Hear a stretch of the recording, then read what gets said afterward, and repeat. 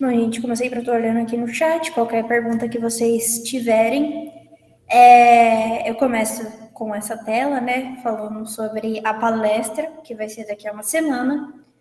Então, eu espero que todos vocês possam comparecer.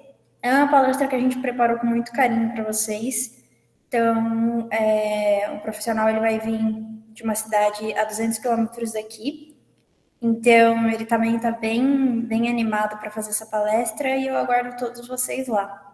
Vai ser uma oportunidade também para a gente já se conhecer, para vocês trazerem as dúvidas que vocês estão tendo dos trabalhos. Vocês já podem ir tirando essas dúvidas comigo na aula ou fora dela, mas eu acho que esse contato pessoal também, se vocês quiserem explicar alguma coisa, levar para mostrar para mim, eu já posso ir auxiliando vocês nessa parte também.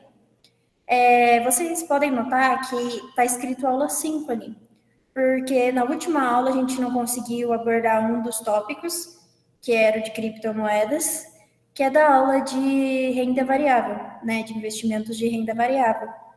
É um tópico bem curto, mas é importante abordar porque é um tema muito falado também. Então, eu vou iniciar com vocês. Antes disso, eu queria saber se ficou pendente alguma dúvida da última aula. Se vocês têm alguma coisa que vocês querem perguntar.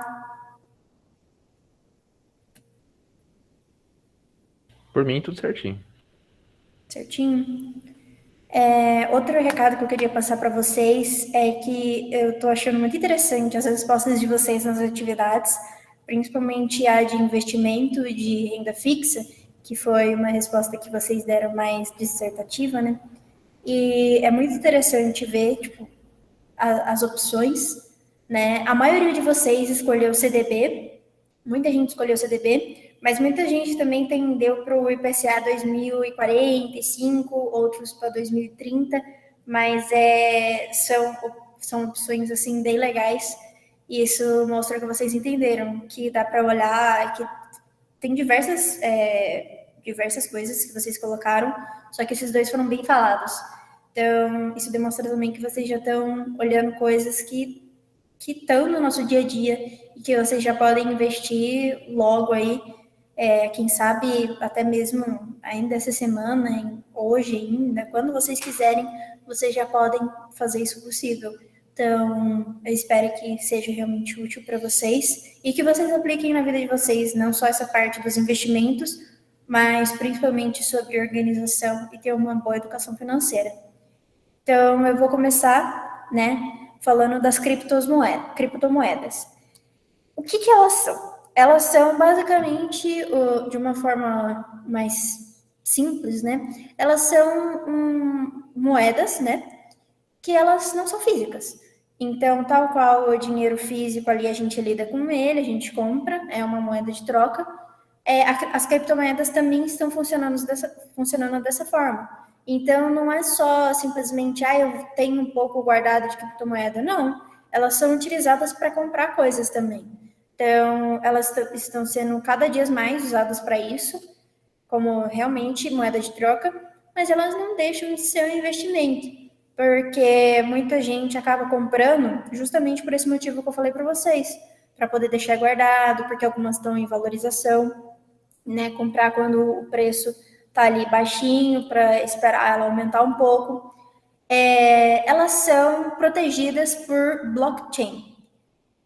Eles são sistemas criptografados, basicamente. Então, vocês imaginam que tem uma rede de proteção, né?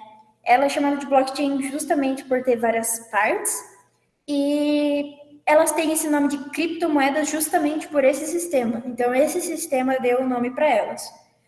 Então, uma grande discussão que fica sobre as criptomoedas é se elas são seguras, porque existem muitas criptomoedas no mercado hoje, né? Falou-se muito sobre o Bitcoin, só que ele não é o único. Então, eu acredito que a questão da segurança sobre as criptomoedas está nisso também, de olhar, de ver se ela é conhecida, se ela realmente vai entrar em valorização, se não é uma criptomoeda qualquer que foi lançada no mercado. Então, quem quer investir em criptomoeda tem que pensar em todos esses fatores. As criptomoedas, elas acabam tendo esse sistema que ajuda bastante a ter um pouco mais de segurança na hora de comprar, mas elas não têm órgão regulamentador. Então, tal para a nossa moeda que a gente usa, o real, né? Nós temos o Banco Central, nós temos nossas leis, nós temos órgãos regulamentadores. Então, isso nos dá segurança. Agora, para as criptomoedas, isso não existe. No entanto, que eu estava pesquisando sobre isso e parece que o governo brasileiro estava pensando em regulamentar elas, porque eu acredito que foi de 2021, porque elas estão muito em alta. Então, se eles regulamentassem, seria um benefício para a população, mas existe o questionamento, né? Se haveria uma taxação, o que aconteceria a partir disso. Então, ainda é um assunto bem discutido. Então, mas, por conta da criptografia, é dificultada o saqueamento, né? A perda das criptomoedas. Existem casos de pessoas que sofreram essa fraude, que realmente perderam o que tinham porque perderam as criptomoedas, né? Um hacker foi lá e tirou tudo. Entretanto, por ter esse sistema de blockchain e para as pessoas que não têm tanto em grande quantidade, acaba sendo relativamente tranquilo. Óbvio, sempre fazendo aquela conta, vendo se a criptomoeda ela tem um valor de mercado, se ela está muito barata, você fica olhando, por que não é conhecida. Então, existem alguns fatores a serem levados em consideração. Eu acho interessante falar sobre o blockchain, porque a gente pensa dependendo em comprar, mas fica essa dúvida, né? Poxa, tá, ele está criptografado, mas isso é suficiente? O que me garante que não vai ter uma invasão? Então, eu queria deixar para vocês esse pequeno sisteminha, né? Para mostrar para vocês como que funciona o blockchain. Então, vocês podem ver que existem várias ferramentas para que ele funcione.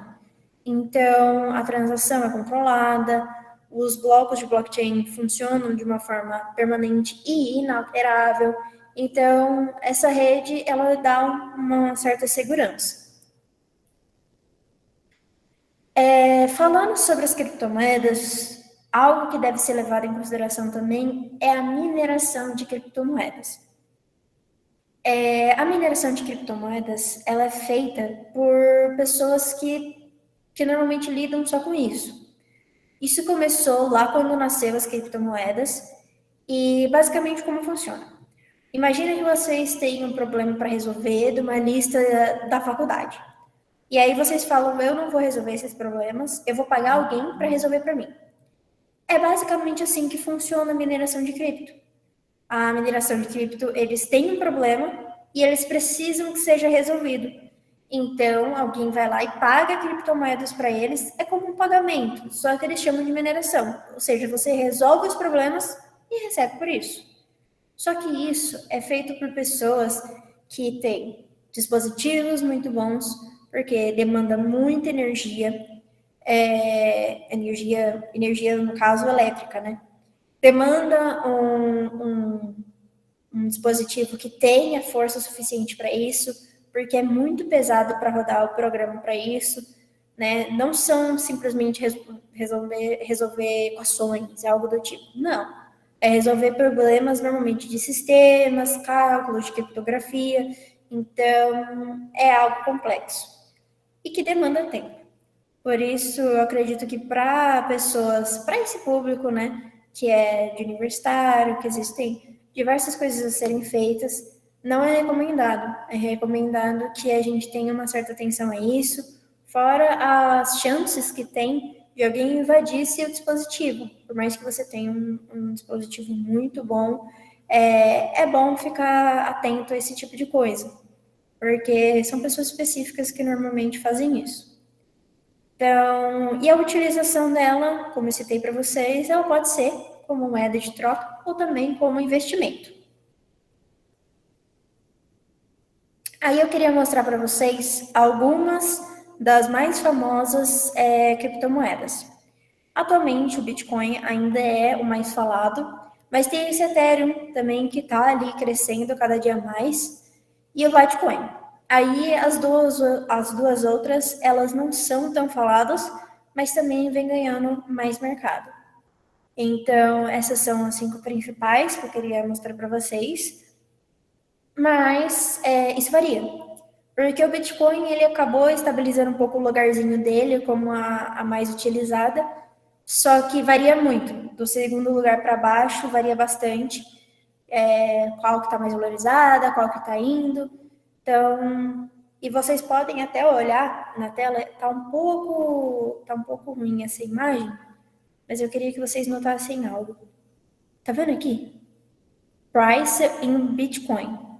Então, o Bitcoin ele foi tão utilizado e está tanto no mercado que ele virou ponto de referência para algumas pessoas. Quanto de Bitcoin está valendo? Então, é interessante pensar nisso aí também. Então, eu queria saber se vocês têm alguma dúvida sobre as criptomoedas, se vocês querem tirar alguma dúvida sobre isso.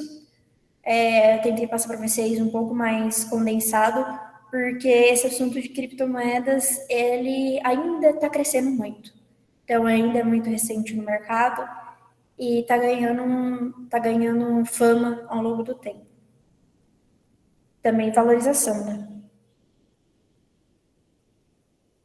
Alguém tem alguma dúvida?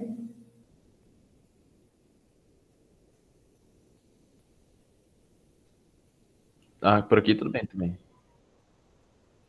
Tudo certo?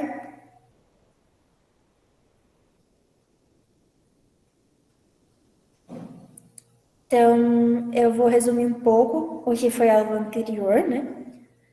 Que foi a de aplicações financeiras de renda variável, para quem chegou um pouco mais atrasado. Não foi possível passar toda a aula de investimentos de renda variável por conta do nosso tempo. Então, no início dessa aula, eu peguei para trazer o assunto que ficou faltando. E resumindo a aula de investimentos de renda variável, você tem que prestar muita atenção no perfil de investidor. Isso é o primeiro passo para você entender se você vai aplicar em algo de renda fixa, de renda variável, ou fundo de investimento misto. Então, nós tratamos disso também, de fundo de investimento, quais são os tipos, as opções, né? Para as pessoas que ainda não conseguiram ver a aula 5, eu recomendo que vocês vejam. E é muito importante a gente saber que para investir em renda variável não é necessário um alto capital. Nós falamos sobre ações.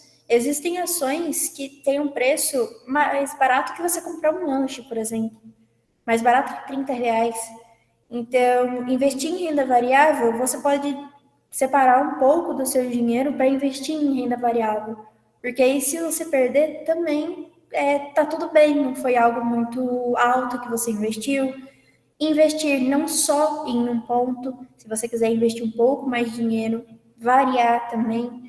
Então, de tomar todo esse tipo de cuidado e sempre ter ali a sua reserva, para caso esse investimento não deu muito certo, você está amparado pela reserva que você já tem. Então, eu vou sair da tela cheia aqui. Eu falei para vocês sobre a aula 5, sobre a atividade 5. Inclusive, poucas pessoas fizeram a atividade 5. Eu recomendo que vocês façam, porque agora só tem as 5 e as 6, e aí acabou. E aí o trabalho, né? E aí é muito importante que vocês, né, façam essas atividades. Eu notei que da terceira atividade para frente, existe bastante pessoa que ainda não finalizou. Então, se atendem para isso, para entregar o mais rápido possível, para passar o feedback para vocês também, para vocês já irem aplicando. Então, a nossa aula de hoje, eu vou trazer sobre o que o engenheiro ele pode fazer com tudo isso. Por que é importante para o engenheiro entender sobre educação financeira? Então, o que ele pode fazer com isso? Então, eu vou passar para vocês. Eu acabei de relembrar, né, a aula anterior já. E a gente vai falar um pouco da vida financeira e a engenharia, qual é a relação entre as duas, as opções de caminhos que nós temos e por que as empresas financeiras contratam engenheiros. Eu acredito que muitos de vocês já viram, quando chega no e-mail da universidade, procuras de emprego, né, vindo de bancos para engenheiros, falando que engenharia era um pré-requisito aceitável. Então, por que fazer isso? Engenheiro, que normalmente é aquele que trata de criar, né, de resolver problemas, por que seria interessante para essas empresas? Então, é muito importante essa parte também. Bom, falando sobre a vida financeira, a gente volta lá na aula 1, né? O que a educação financeira traz para nós? Ela promove a gestão dos recursos existentes. Então, como isso pode ser aplicado na minha vida? Pode ser aplicado para o gerenciamento das minhas finanças, mas também pode ser aplicado para o gerenciamento dos recursos de uma empresa que eu trabalho, de uma empresa que eu quero fundar. Então, isso pode ser passado para outros aspectos. Fora isso, ela mantém um equilíbrio, né, de razão e emoção na hora de consumir.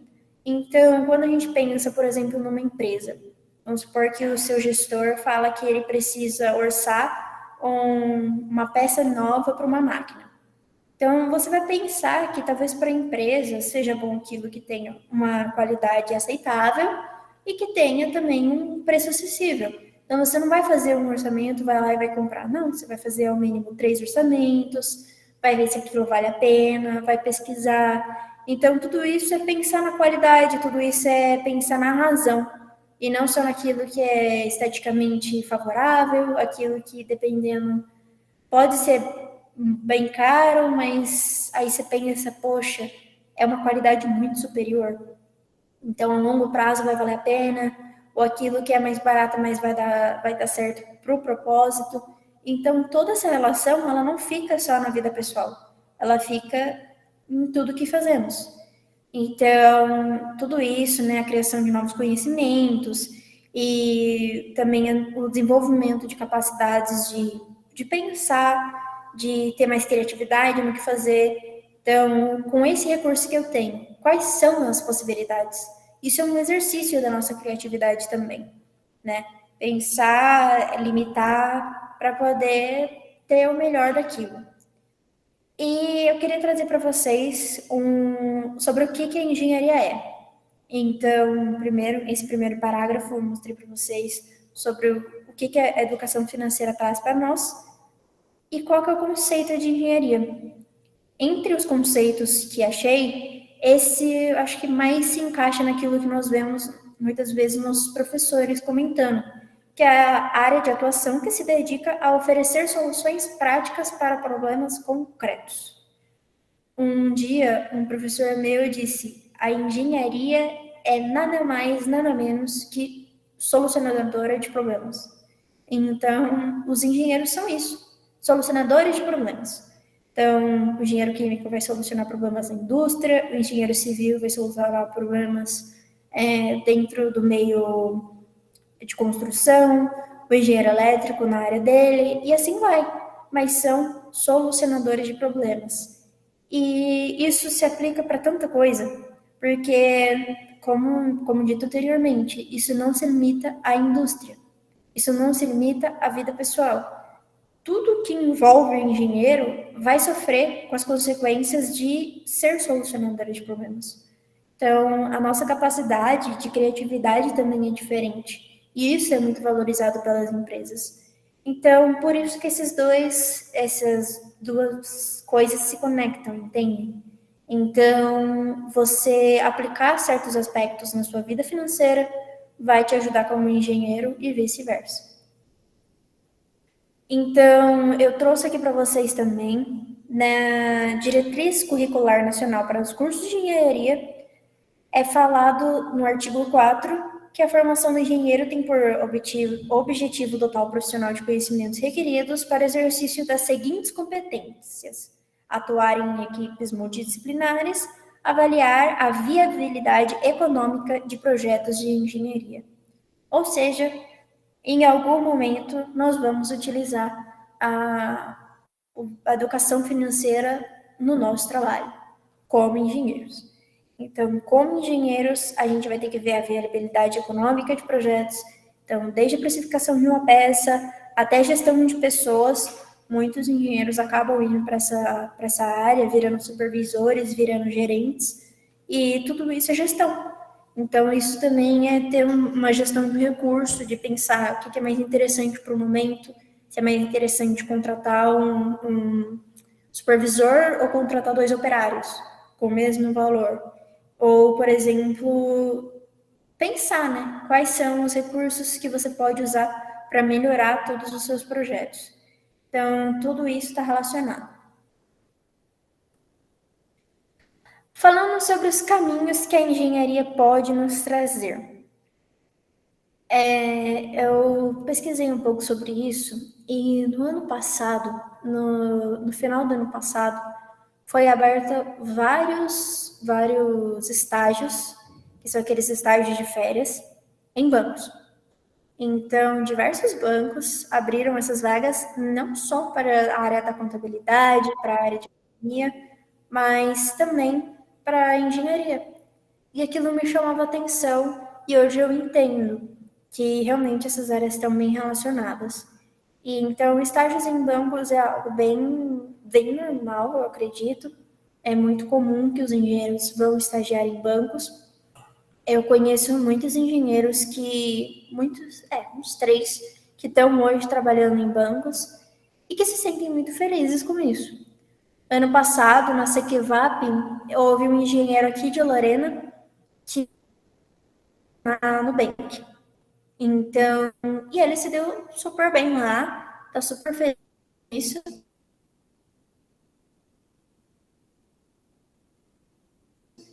E é um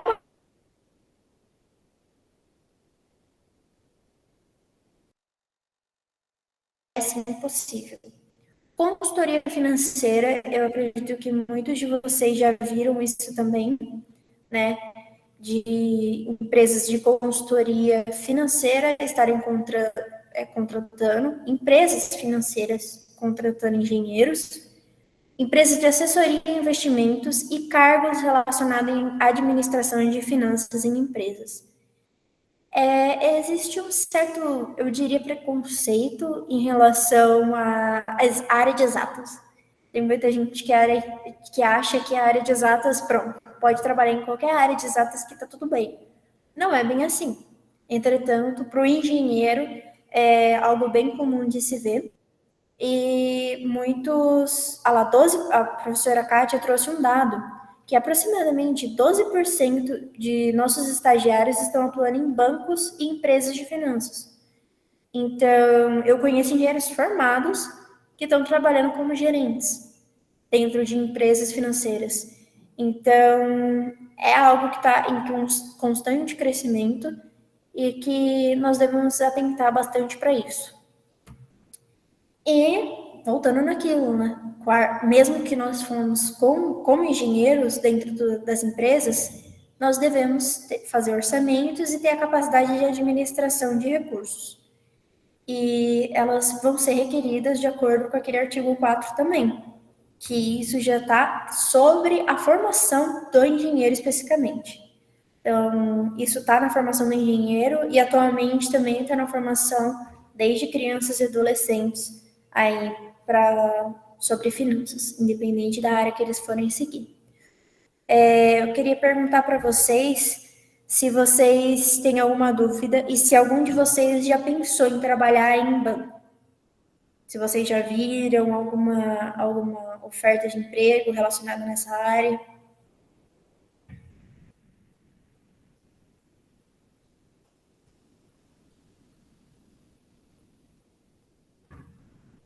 Queria saber se vocês conhecem alguém que já trabalha em banco também, se vocês têm algum amigo que está estagiando em banco ou que estagiou.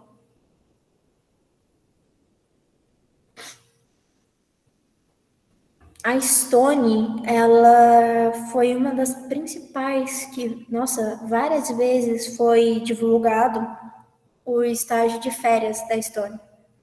E pagava muito bem. Pagava muito bem. Era um dos que mais pagava bem de estágio de férias. Ô, Luiz, você tentou processo seletivo de bancos para estágio de fato ou para estágio de férias?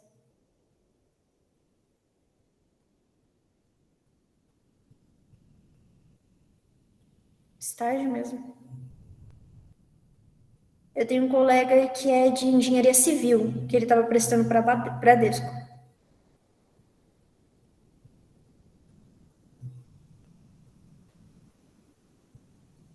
Sim.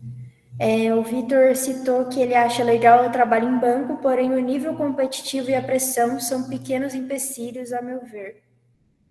É um ambiente competitivo, acaba sendo, só que eu acredito que não se diferencia tanto daquele ambiente industrial que também tem. Então a competição eu acredito que está, infelizmente, em todos os âmbitos. Mas esse é o legal de vocês pensarem que vocês não perdem com nada estudando sobre educação financeira, sobre administração. Não é algo perdido, é algo que vai se refletir na vida de vocês, tanto como engenheiros como pessoal. Então, eu queria trazer para vocês um videozinho aqui que esse canal ele fala de alguns assuntos de engenharia e eu queria trazer esse vídeo porque ele sabe mais sobre essa área e eu acho interessante, né, de mostrar para vocês.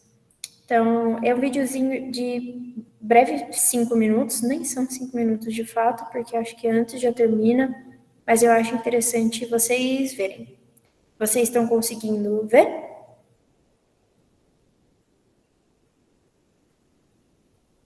Voltou?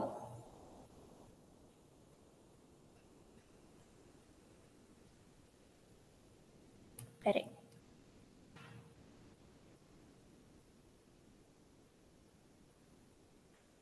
Eu vi que saiu.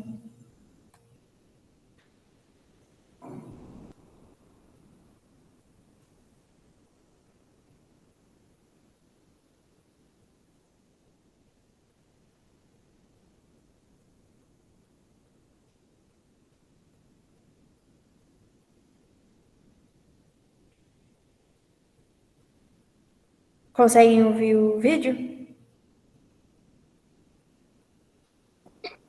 Não tá saindo som. Tá. Só um minutinho. Eu vou resolver isso aqui. Vai compartilhando uma guia e vai.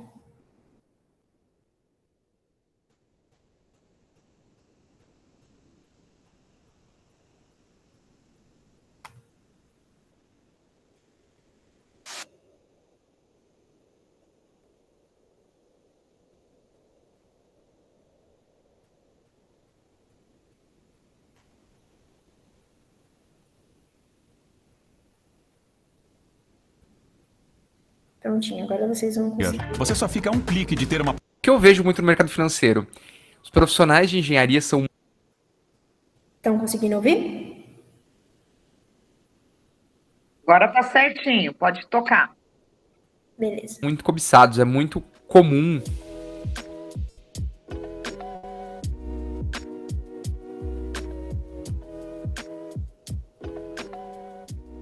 Fala, meus amigos da engenharia, eu tô aqui para tratar sobre um outro assunto que é muito pertinente, muito questionado nas redes sociais, que é sobre mercado financeiro para profissionais de engenharia. É válido ou não? Vale a pena? Como que é esse mercado para profissionais de engenharia? Bom, mas antes de eu começar, não esquece de deixar aquele like maroto aqui nesse vídeo e se inscrever no nosso canal para você ser notificado a cada novo vídeo que a gente subir aqui, a cada novo conteúdo. Fechado? Mercado financeiro para profissionais de engenharia, né? Ele é um mercado que paga bem, é um mercado que vale a pena. Bom, acho que eu posso dizer que eu sou um pouco suspeito até para falar sobre isso, porque hoje eu sou pós-graduado em investimentos e private banking, tá? É uma área do mercado financeiro e eu decidi essa como uma das pós-graduações aí, justamente porque eu acredito muito no poder do mercado financeiro, né? Tenho a filosofia de que eu acredito que o dinheiro faz dinheiro, mas eu não cursei MBA para ser um consultor financeiro, para trabalhar no mercado financeiro especificamente, mas sim para poder entender como funciona o mercado financeiro mais a fundo, não tão superficialmente quanto eu entendia, para aumentar o meu nível de networking, porque as pessoas que cursaram junto comigo são pessoas que estão envolvidas no mercado ou vão acabar se envolvendo mais no mercado, foi realmente o que aconteceu. E para que eu pudesse cuidar melhor do meu dinheiro, cuidar melhor dos meus investimentos, tá? Esse foi o meu case. Porém, tem muitos amigos do mercado financeiro, inclusive o meu irmão hoje, ele trabalha em uma das maiores corretoras do Brasil. Ele é um agente autônomo de investimentos. E eu posso dizer uma coisa, o mercado financeiro paga bem, paga. Meu irmão estuda economia, um dos meus irmãos, tem outro que estuda engenharia de produção e o outro ainda está no colégio, ainda é pequeno. Esse que atua nessa grande corretora, ele é estudante de economia. E o que eu vejo muito no mercado financeiro, os profissionais de engenharia são muito cobiçados, é muito comum eu me encontrar com pessoas do mercado financeiro e ter vários engenheiros na mesa que trabalham como agentes autônomos ou têm corretoras ou, enfim, trabalham de alguma forma no mercado financeiro, trabalham em grandes bancos. Por quê? Porque o profissional de engenharia, depois de 5 ou mais anos dentro da faculdade, ele é treinado ali para lidar com problemas, resolver problemas e lidar com números, né? A gente é treinado intensamente ali para que o nosso raciocínio lógico ele fique cada vez mais lógico, cada vez mais ágil. Então, justamente por isso que os grandes bancos, as grandes corretoras, elas ficam muito de olho nos profissionais de engenharia, né? Pessoas que cursaram, que estão cursando, pessoas que começaram a cursar engenharia, então são profissionais realmente muito cobiçados. Inclusive, já fiz palestra falando especificamente sobre o mercado financeiro para engenheiros e eu acredito em um mercado muito promissor. Se você está aí pensando, pô, me formei em engenharia tem um tempo já, eu não sei para onde ir, não... cara, na minha área tá muito difícil.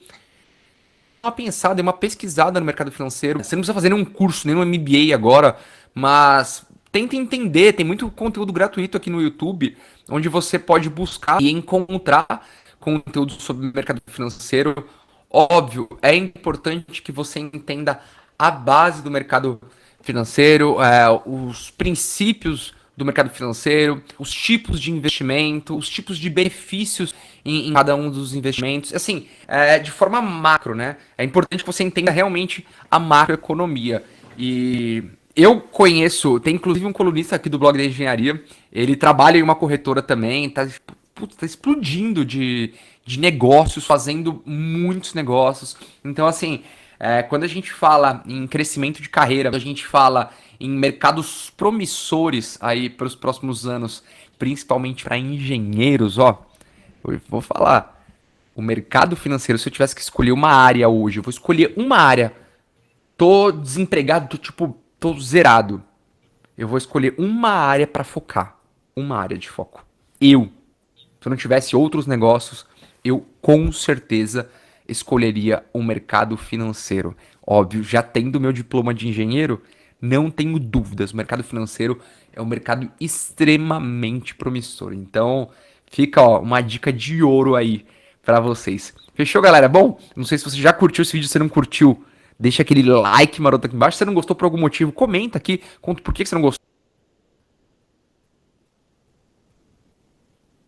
Então, gente, eu trouxe principalmente esse vídeo para demonstrar para vocês o que ele falou. A capacidade lógica do engenheiro ela é diferenciada.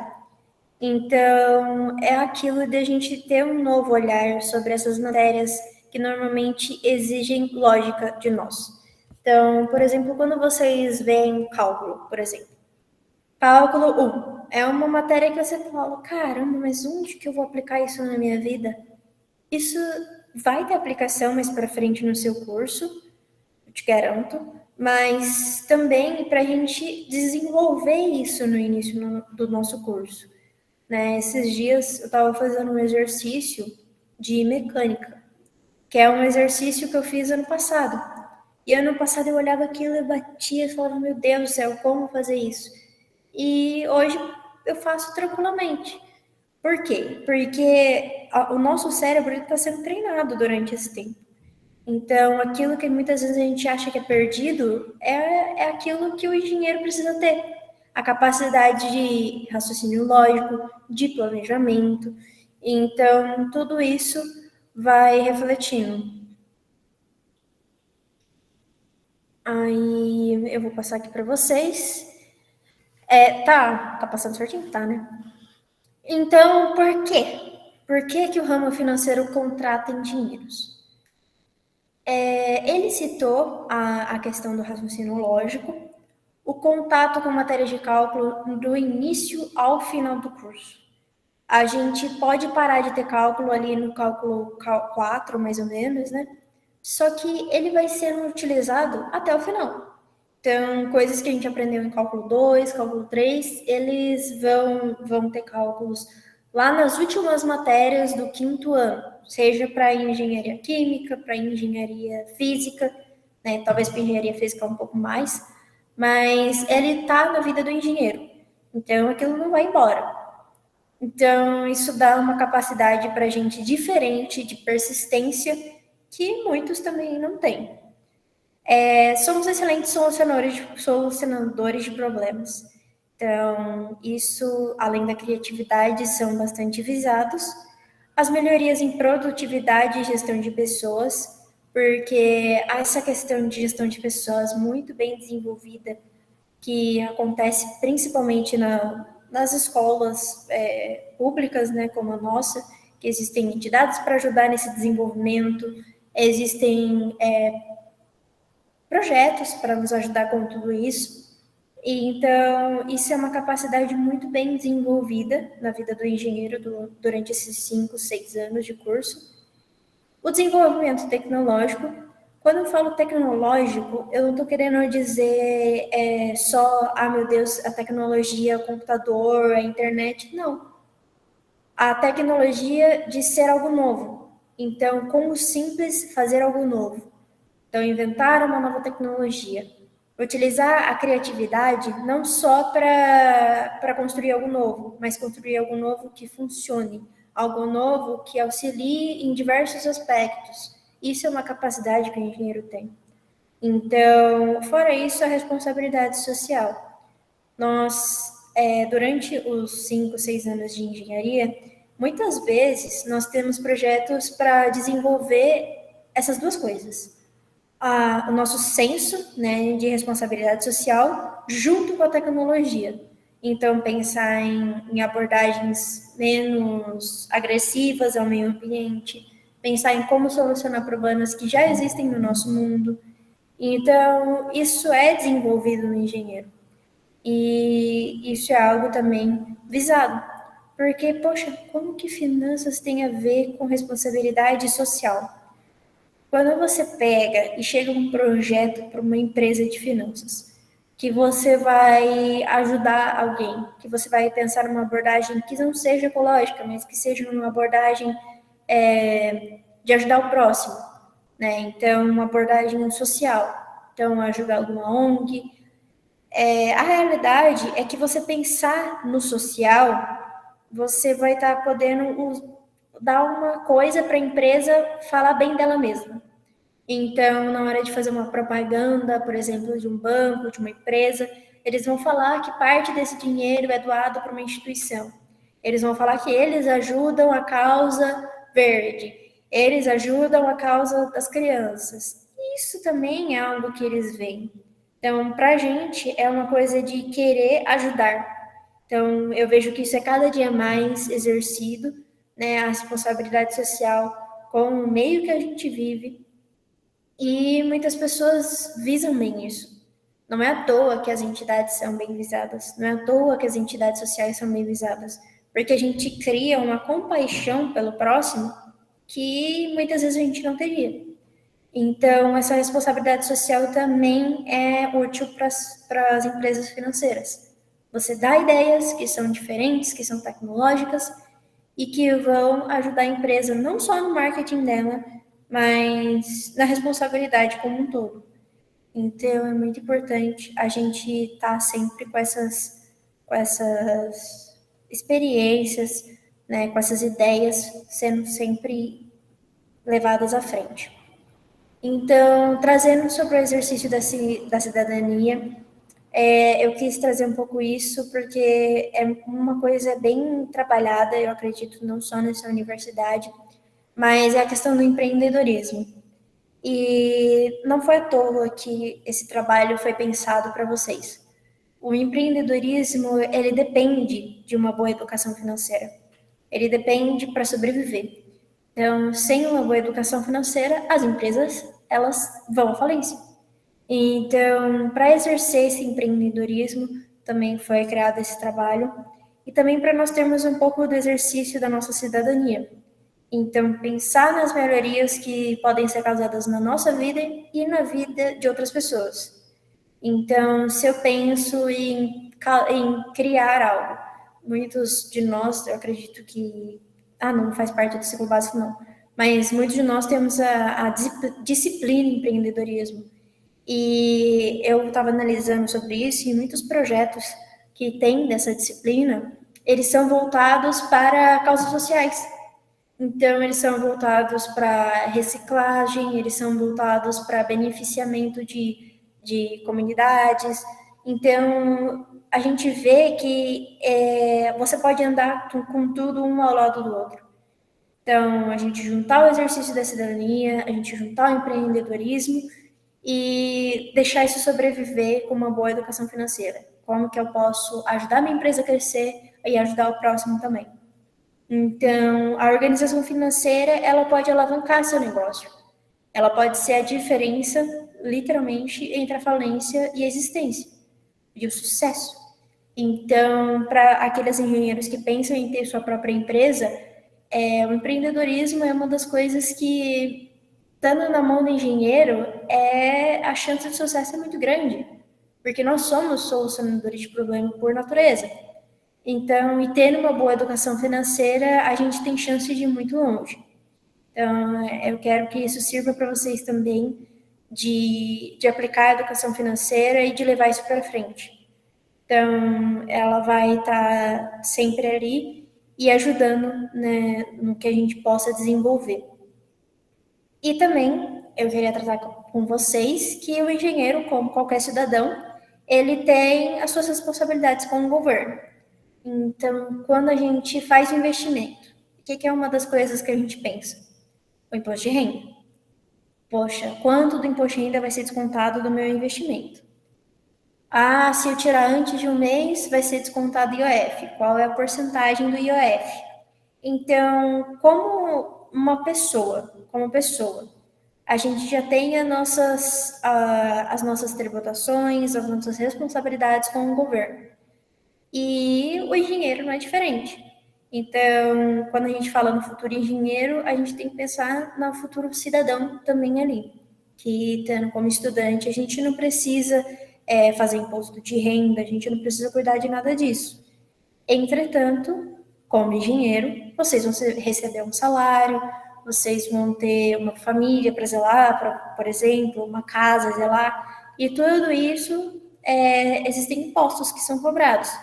Então, muitas vezes a gente pensa só em um valor específico e não está considerando os impostos, não está considerando o imposto de renda, não está considerando as outras coisas que vêm. Então, isso é muito importante. A gente pensar que, além de ser engenheiro, além de ser uma pessoa consciente, a gente precisa agir como cidadão. Então, sempre estar atento a esse tipo de coisa para não cair, por exemplo, num Serasa da vida, por uma dívida que poderia ter sido resolvida.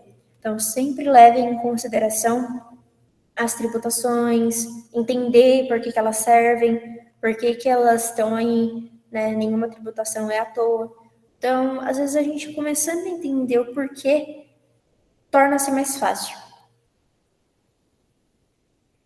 E essa é a última aula, antes da apresentação do trabalho.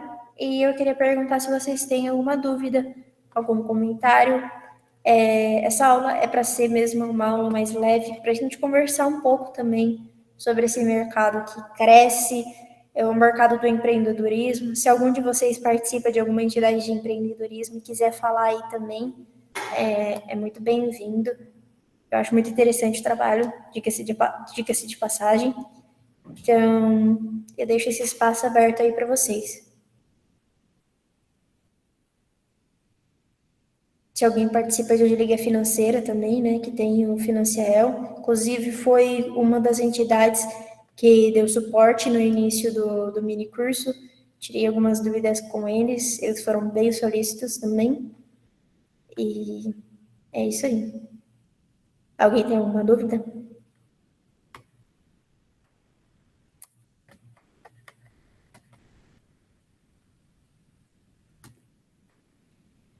Ah, o Henrique é do Empreel.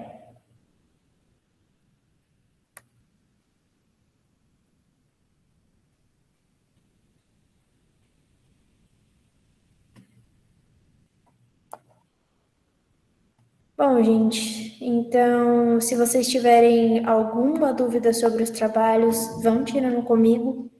A data de entrega do slide da apresentação de vocês é até a sexta-feira, dia 2, até o dia da palestra. Então, eu peço que vocês entreguem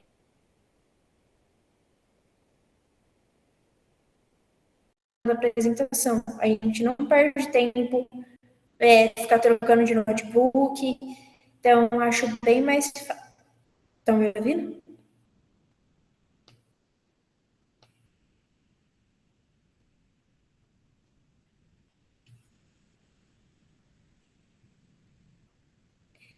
Não, eu estou dizendo para vocês que se vocês puderem. Estão me ouvindo? Agora voltou. Eu estou dizendo que se vocês puderem, já tirem todas as dúvidas antes, porque dia 2 é a entrega dos slides. Então, aí eu já passo o feedback para vocês, já vejo se está tudo certo. E também eu vou ficar com todos os slides no meu notebook, porque aí a gente não perde tempo, fica trocando de notebook toda hora, nem ficando colocando pendrive. É muito mais fácil quando vocês mandam os slides para mim, que aí eu fico responsável de ficar colocando sem problema algum. Eu disponibilizo o meu notebook para vocês passarem para o projetor. Mas fiquem atentos a essa data. Eu vou dar uma olhada, vou deixar aberto até as instruções do trabalho estão no Classroom. As instruções do trabalho, a aba para vocês enviarem o slide também já está lá. Se vocês tiverem qualquer dúvida em relação às instruções, por favor, me mandem mensagem. E eu acredito que é isso. E eu vejo todos vocês na palestra, viu? Por favor, todos vocês lá. Vai ser um imenso prazer poder conhecer vocês e conversar um pouco com vocês. A palestra inicia 2 horas e vai até as 4h30. Existe um períodozinho de pausa para vocês beberem uma água, então, e aí depois volta.